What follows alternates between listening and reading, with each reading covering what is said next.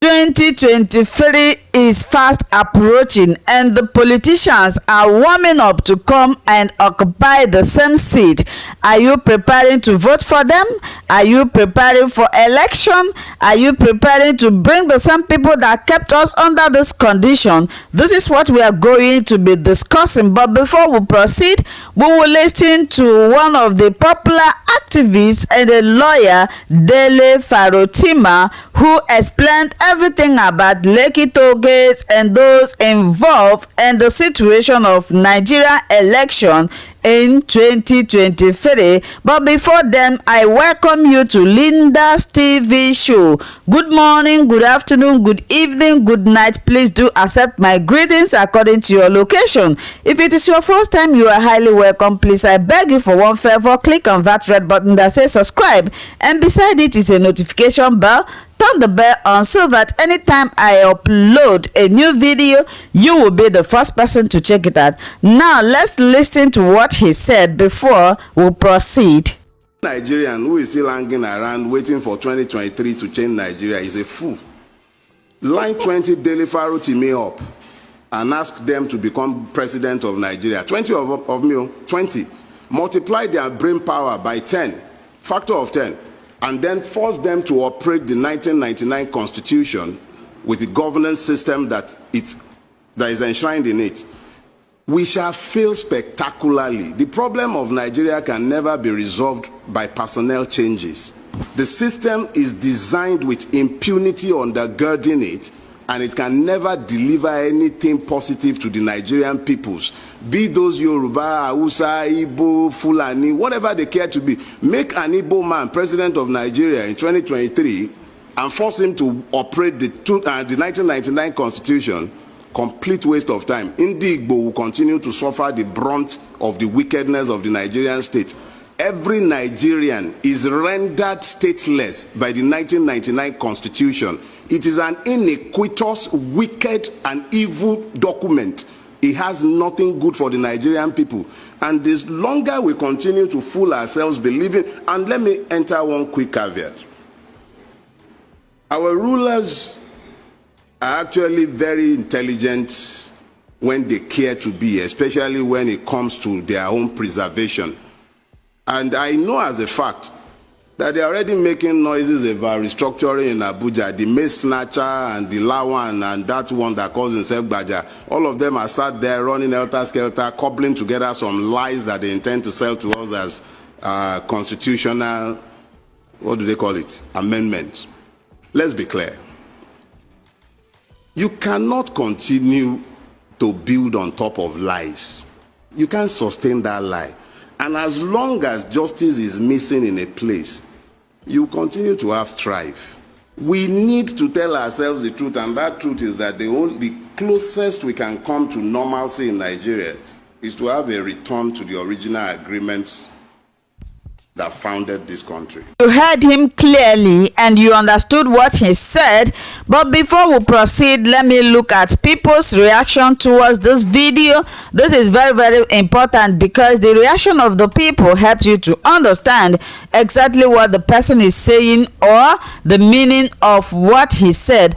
This first person said, I think this man is right. The problem of Nigeria is this 1999 military constitution, which was imposed on us just for selfish reasons. This one said, you have said it all, but will they change?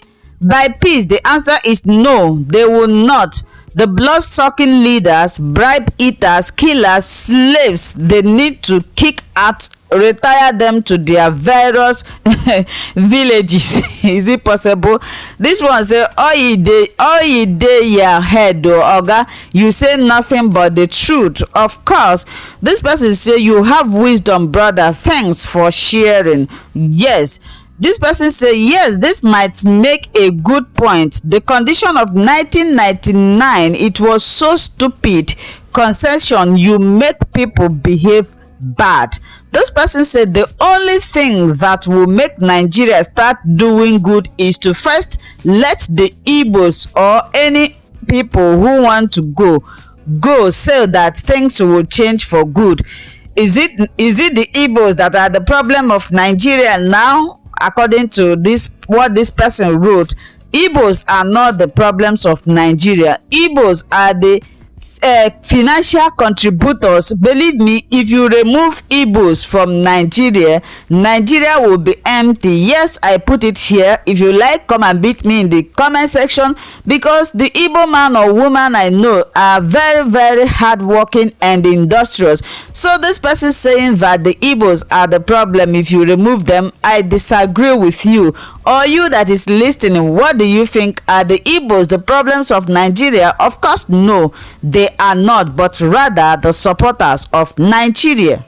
Person said, God bless you, sir. You said it all, but mumu, politicians and their zombies will not see anything good in what you have said. Another person said, why is it that if we are outside government, we see clearly the need to unbundle the government and restructure the country, but the moment people get in government, restructuring become desistant language from those asking for it? What is in government position that makes people to change abruptly the moment they are in? Yes, my dear, I have asked this question.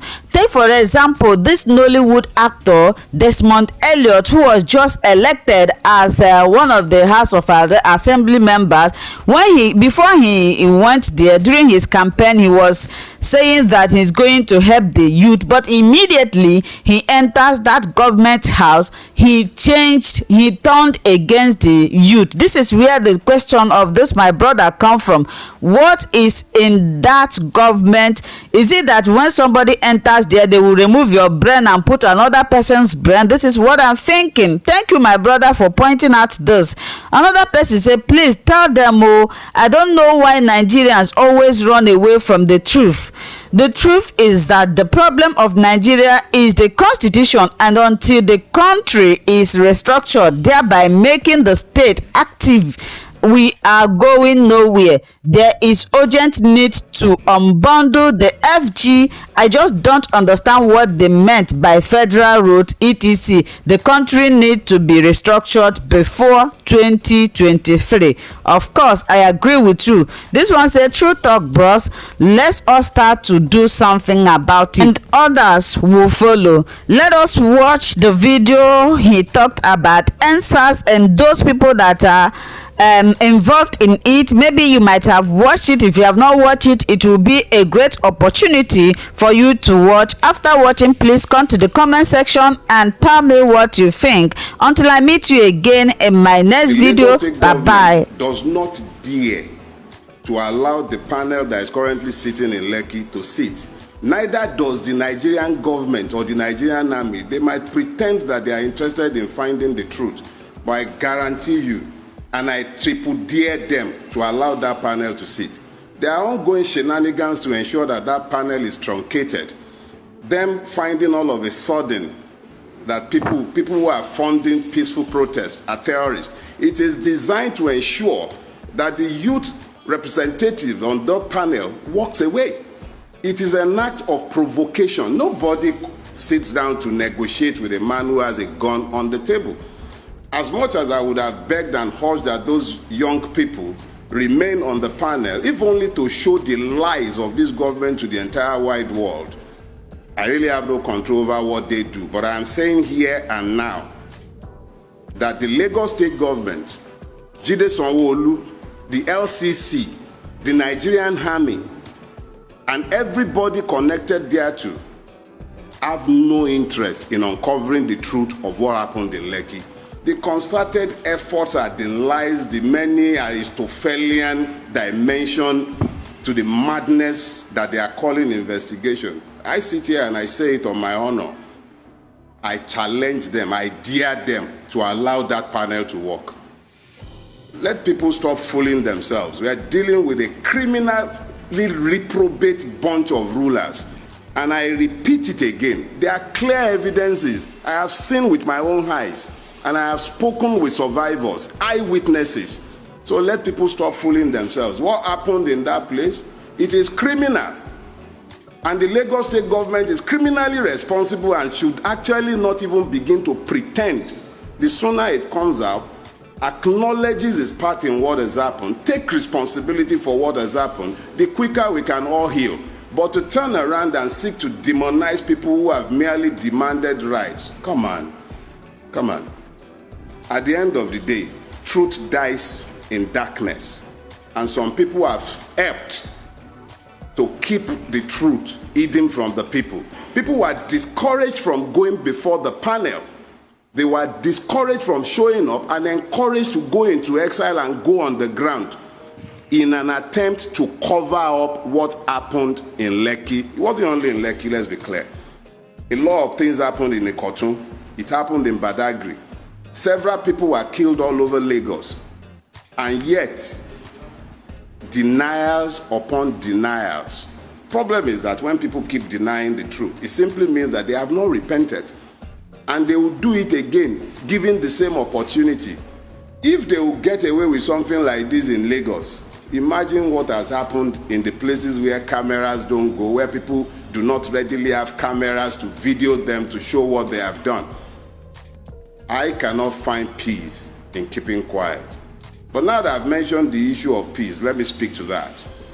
To a very large extent, there has been an ongoing attempt at demonization of the ENDSARS protesters as though they were the ones who brought violence to the Nigerian street. Nothing can be further from the truth. Nobody has appointed me their spokesperson, but I identify with the cause of the ENDSARS protesters. And I did visit that ground a few times, particularly the one in Lekki, and I did go with my own daughter. But here is the thing we must all get clear, and this should sink in. When this protest started, in Abuja, we saw in broad daylight, anybody can sit down and keep denying the evidences of their eyes. But these were clear things, we saw it. Government agents in SUVs coordinating thugs and distributing money to thugs. There are videos readily available everywhere, seen by everybody. We cannot pretend that we didn't see these things. In Lagos, we all saw it in broad daylight. I know that Ramimba, to which I belong, the radical agenda in the Nigerian bar, wrote a petition to the Commissioner of Police in Lagos State, positively identifying one of the persons, I think they call him Osha or something, holding a cutlass in broad daylight, chasing protesters around in Alausa, ferried to Alausa with lag bus. Now, if we begin to speak in terms of violence, let us be clear. There was no violence in Lagos until the morning of Wednesday. And the violence that happened in Lagos must be clearly and carefully situated. I believe that yes, the ENDSARS protesters were killed and injured and attacked, but none of the people that I saw had the capacity or even the intention or even the will, after what happened to them, to go and start where butter boys, the bulk of them are drawn from the lower to the upper middle class. They are not about to go to a police station and start burning anything. These were people who were when we protested in my youth, we didn't have fun. These guys were having fun, but they made their point. End SARS, end impunity. They made their point, but they did so peacefully. When Dele Farotima tried joining that protest, there was initially an argument by the younger elements. Don't come, they'll say revolution now. They were afraid. They thought Dele's presence would be the catalyst for violence. So they pushed Dele out. Some of us saw that and stayed away as well. We just stayed on the peripheral and watched what was happening. But the point is this. In spite of the fact that Dele's Take It Back movement, that were considered to be the most radical element in the Take It Back movement and in the ENDSARS protest, were marginalized because of the worry as to what the state would do, and in order not to provide an excuse for the state to attack the protesters. But at the end of the day, what happened? Nigerian state still acted true to type. The Nigerian state is happy to engage with terrorists, is happy to talk to bandits. He has no problem rolling out the red carpet for all sorts of miscreants. I've said it before. This country encourages madness. But those who are stood with national flag Those were not soldiers. Those were not soldiers. The people they killed were much I've met some of the survivors. They are much more braver people than those who turned their guns on them. And those who are lying, denying what is obvious, and those who are helping them in fostering these lies.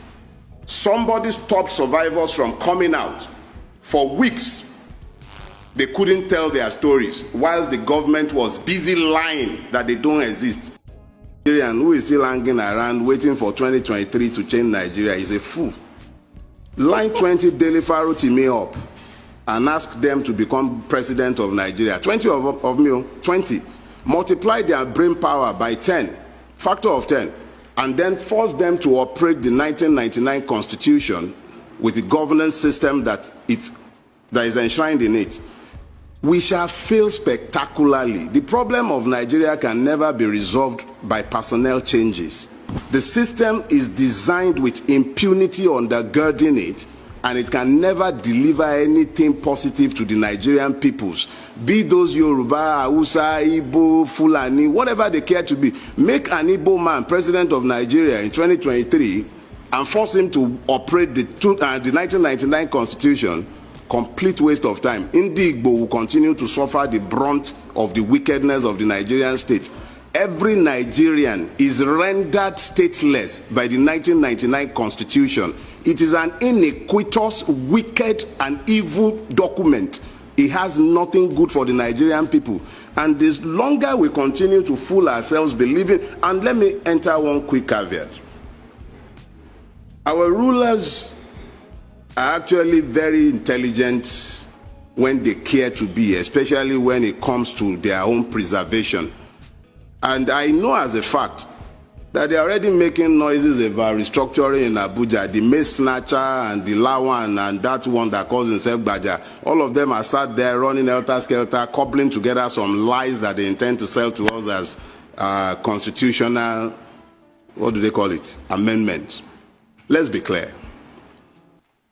You cannot continue to build on top of lies. You can't sustain that lie. And as long as justice is missing in a place, you continue to have strife. We need to tell ourselves the truth, and that truth is that the closest we can come to normalcy in Nigeria is to have a return to the original agreements.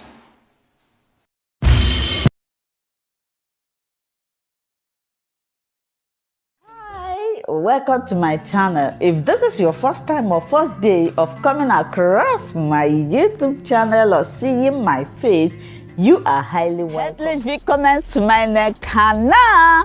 My name is Linda Chukwuezi. It comes as Miguel. That red button that says subscribe, and you turn on the notification bell so that you'll be able to get information on the. Bis zum nächsten Video und einen schönen Tag. Tschüss. Tschüss. Bis man subscribe to Linda's TV show. What are you waiting for? Click on that red button that says subscribe. You turn on the notification bell so that you'll be getting more updates from me. Leave your comments down below and share this video with your friends, families, and colleagues until we meet again in my next video. Bye bye.